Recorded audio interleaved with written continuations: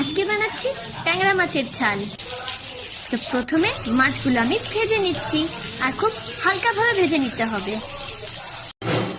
মাছ ভাজা হয়ে গেলে কড়াইতে সর্ষের তেল দিয়ে তারপরে একটু কালো জিরে ফোড়ন দিয়ে দিতে হবে, আর তার সাথে একটা শুকনো লঙ্কা। ফোড়নটাকে একটু নেড়ে চেড়িয়ে এরপরে আমি ছেড়ে দিচ্ছি টমেটোগুলো। কুচিয়ে রাখা টমেটোগুলো দিয়ে দিচ্ছি। এরপর টমেটোগুলোকে ভালো করে ভেজে নিতে হবে যতক্ষণ না এগুলো নরম হয়ে যাচ্ছে।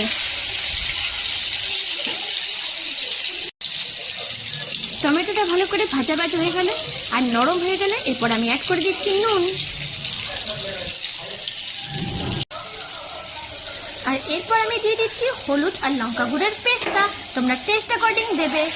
যারা ঝাল খাও তারা একটু ঝাল দিও, আর যারা কম ঝাল খাও তারা কম দিও।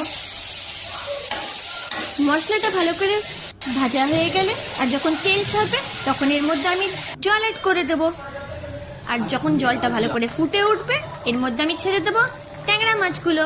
আর ট্যাংরা মাছগুলো যখন ভালো করে সেদ্ধ হয়ে যাবে এর মধ্যে আমি কাঁচা লঙ্কা অ্যাড করে আর আমাদের রেসিপি রেডি। Okay, by.